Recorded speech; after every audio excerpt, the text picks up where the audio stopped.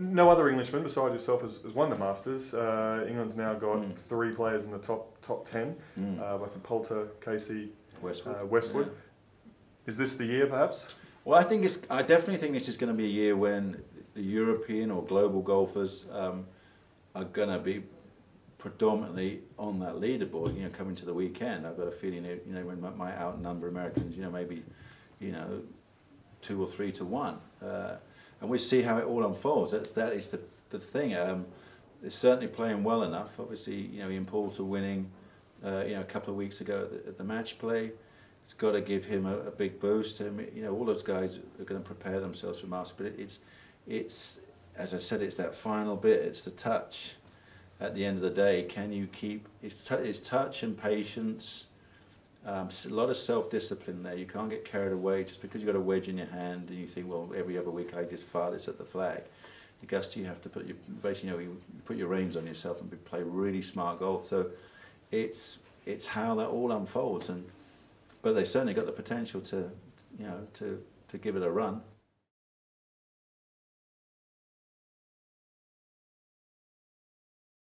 Specific to this week, or your this week as it relates to Asia, you're working with a lot of young players through the Faldo series in Asia and Europe. What is your advice to them about making it on the big stage at the majors?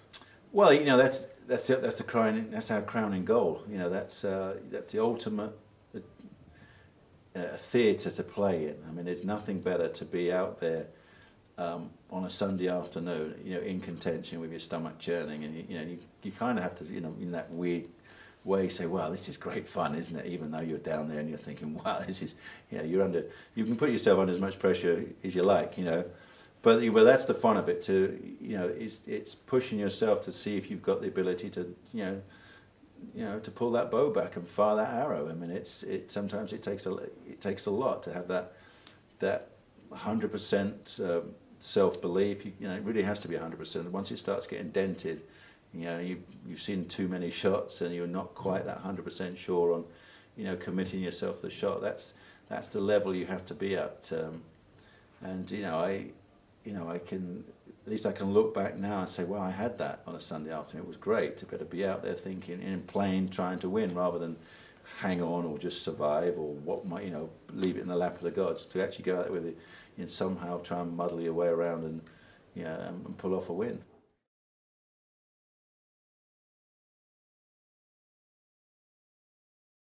On the Faldo series, Rory McIlroy obviously is a famous graduate of the series.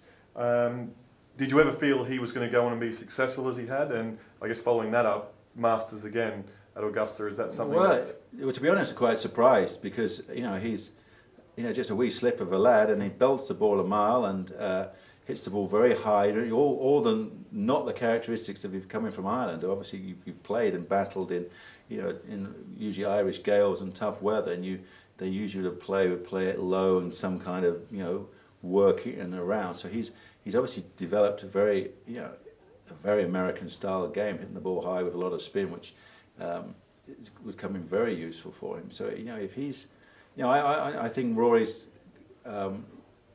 his probably toughest thing is obviously the media.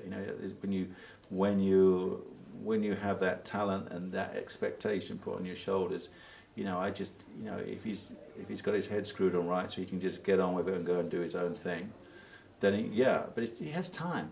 He's a young kid. He don't have to force anything. And I think he's got that. I think he's got that kind of patience to say, hey, wow, I've still got 5 more years of being an apprentice out here. If whatever happens is a real bonus to en route to becoming a seasoned good player.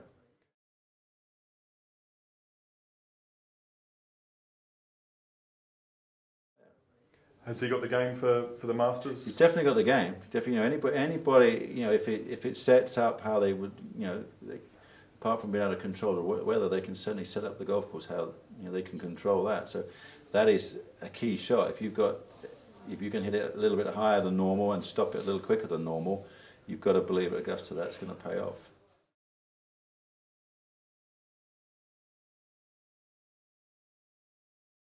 As a course designer then, looking at Augusta National, what does it have that makes it this mythical, legendary golf course? Well, it has the beauty. I mean, that's one of the things. You know, it has that wow factor. You look at holes and you know the way they're framed.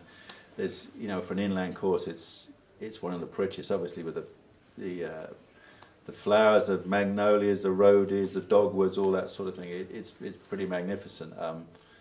For a design side, it has that scare factor. You know, it's all about once you start missing a few shots on that course, you then look at the next hole differently.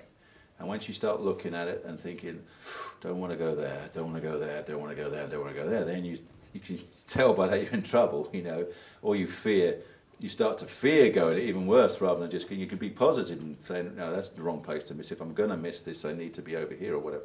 But they don't really give you those kind of options. Everybody says, well, easy way to play a gut is you hit the ball below the hole. You have an uphill putt.